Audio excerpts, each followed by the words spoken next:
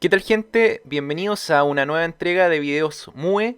En esta oportunidad les quiero conversar de la historia de dos pacientes a propósito de la pandemia por COVID que estamos viviendo. Mi nombre es Chris Polma, soy residente de tercer año del programa de Medicina de Urgencias y Emergencias de la Universidad San Sebastián. Y bueno, los quiero dejar cordialmente invitados para que revisen esta página, porrosiem.org, en donde dos apuestos y divertidos jóvenes tratan de difundir la medicina de urgencia. Así que quedan invitados a que revisen el sitio web, donde vamos constantemente actualizando con diferentes entradas, con videos, con podcasts, etcétera. Así que pasen para que se diviertan, para que se rían un rato y si es que aprenden algo en el proceso, mucho mejor. Bueno, esta es la historia de un joven de 30 años aproximadamente, sano, que vivía en Santiago. Él, a mitad de enero, tenía un viaje programado por vacaciones a China, específicamente a la provincia de Hubei. Y como era de esperarse, conoció mucha gente, salió de fiesta, fue a comer a diversos lugares y conoció cada rincón de Hubei. Y uno de estos amigos nuevos que se había hecho le dijo que no se podía ir de China si es que no había visitado el mercado local. Y quizás ahí fue donde nuestro amigo se contagió del famoso COVID-19.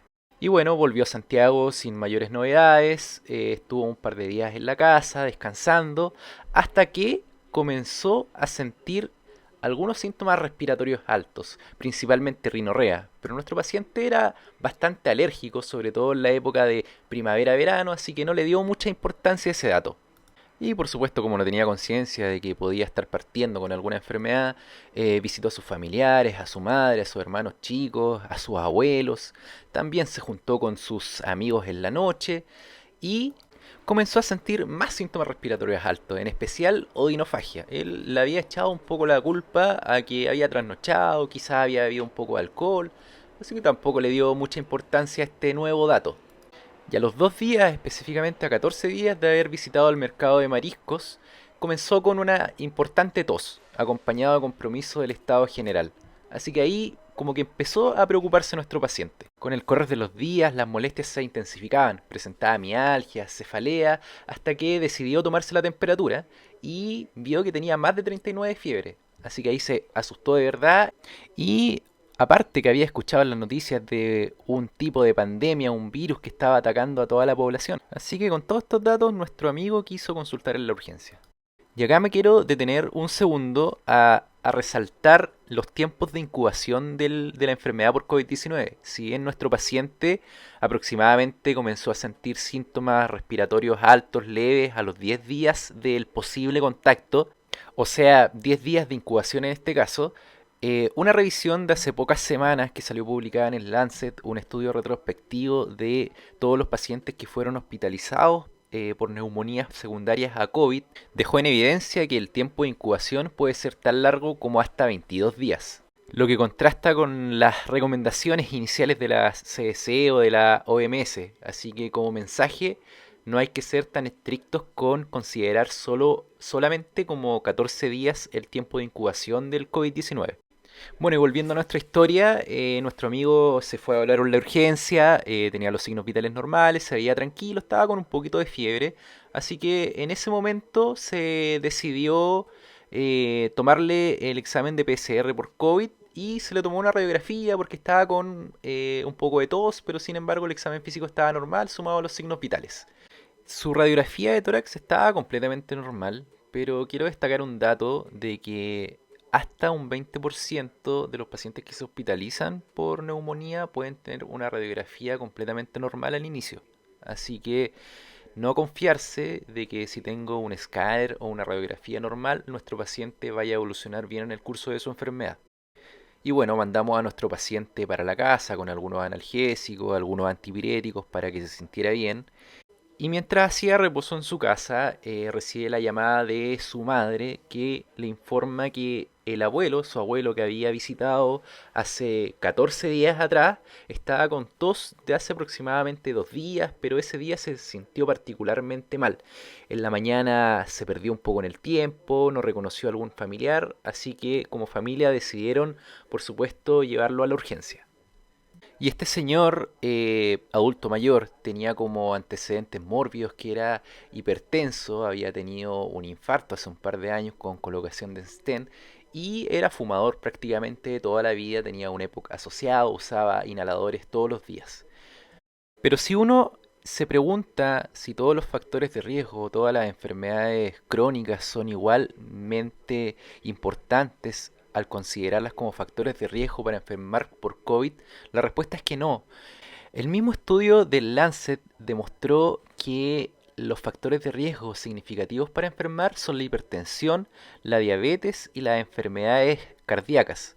Todo el resto de las patologías crónicas como el EPOC, el asma, etcétera, no aumentan significativamente el riesgo para enfermar.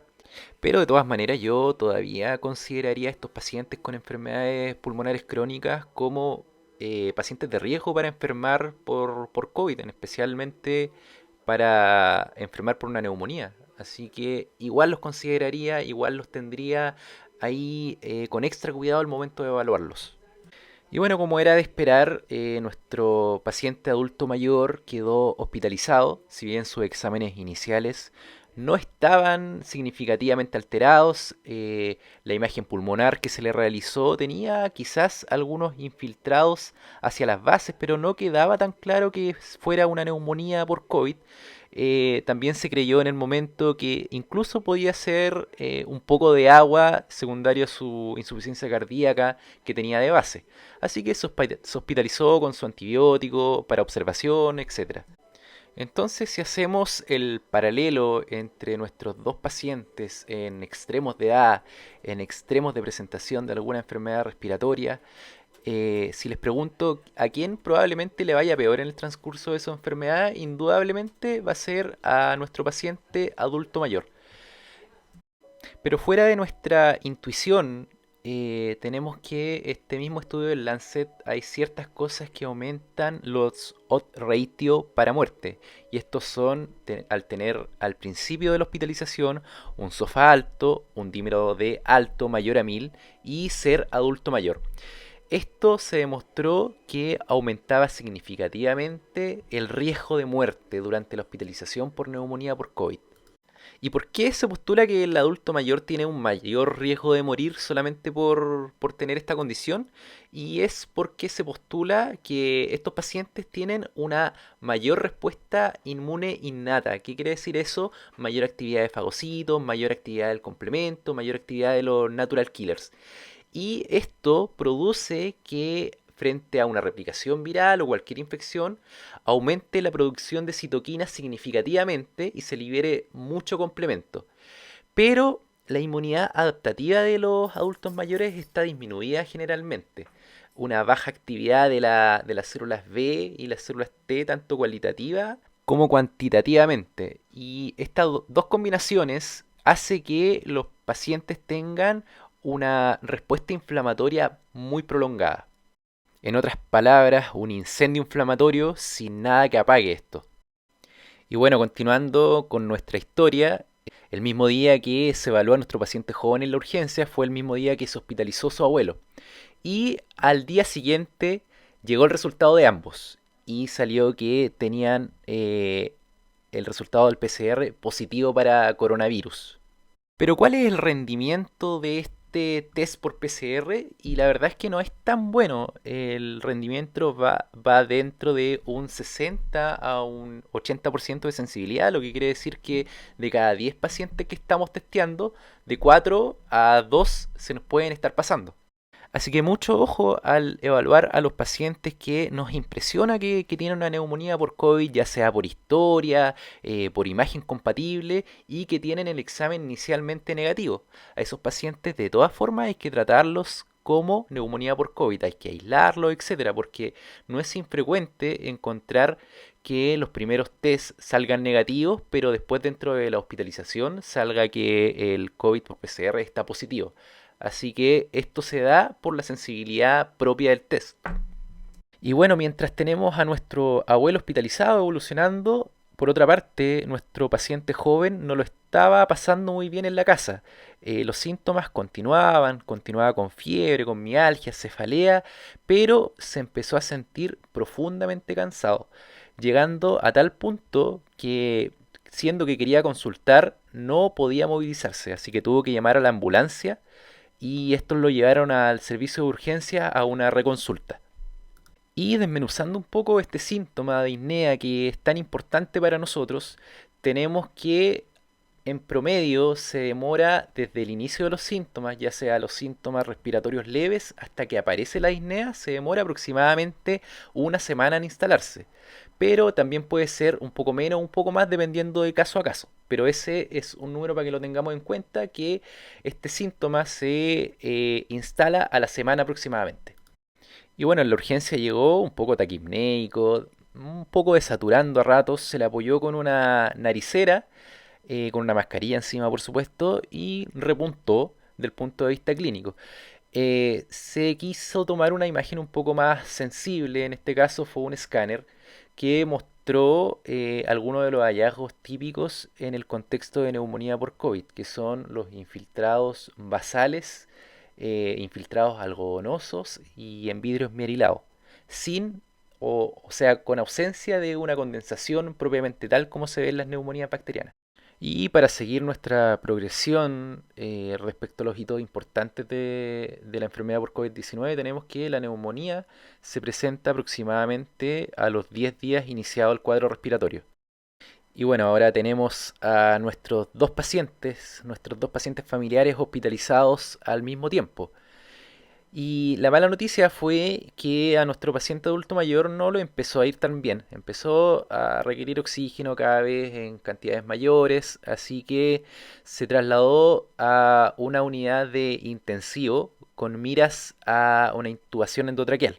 Y si uno analiza los números de todos los pacientes que son hospitalizados por neumonías por COVID, tenemos un dato bastante preocupante, que aproximadamente un cuarto de estos pacientes van a requerir unidad de cuidados críticos en algún momento del transcurso de su enfermedad.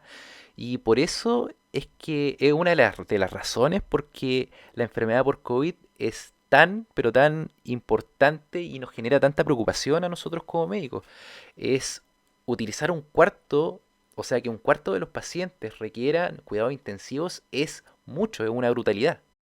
Y como era de esperarse, nuestro paciente adulto mayor finalmente cayó a intubación endotraqueal y tuvo que ser conectado a un ventilador mecánico invasivo.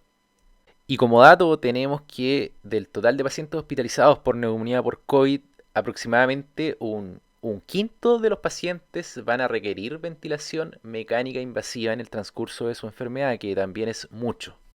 Y bueno, llegando casi al desenlace de nuestra historia, les cuento que a nuestro paciente joven le fue bastante bien. En realidad nunca requirió cuidado intensivo, no así nuestro paciente adulto mayor, que lamentablemente falleció. Y bueno, este señor forma parte del 28% de los pacientes con neumonía por COVID que muere en el transcurso de su enfermedad. Eh, para llegar a este desenlace, en promedio, se demora aproximadamente desde el inicio del síntoma hasta el fallecimiento, unos 18 o 19 días. Y el otro 72% restante son, por supuesto, los que se recuperan y sobreviven. Y desde que empiezan los síntomas hasta que se dan de alta, en promedio pasan 22 días. Pero para que se den de alta tienen que cumplir estos dos criterios en el fondo. Dos PCR negativas separados por al menos 24 horas y por supuesto acompañado de una buena mejoría clínica del cuadro inicial. Y una pregunta del punto de vista epidemiológico bastante relevante es cuántos días o cuánto tiempo este paciente puede ser potencialmente vector de infección para la comunidad. Y en este estudio describían que incluso desde el inicio de los síntomas los pacientes aún pueden tener carga viral hasta 25 días iniciado el cuadro. Y bueno amigos, aquí les dejo este esquema que tiene los hitos más importantes en el transcurso clínico de la enfermedad. Tiene a los cuantos días inicia la disnea, a los cuantos días se dan de alta y algunos datos más de los que hemos conversado en esta clase. Muchas gracias por escucharme Sinceramente espero que esta clase les haya sido de utilidad en su práctica clínica. Los dejo invitados nuevamente a nuestro sitio www.porrosim.org y también al sitio de Medicina, Urgencias y Emergencias de la Universidad San Sebastián, que constantemente están subiendo material gratuito para la formación médica de urgencia. Eso, chao.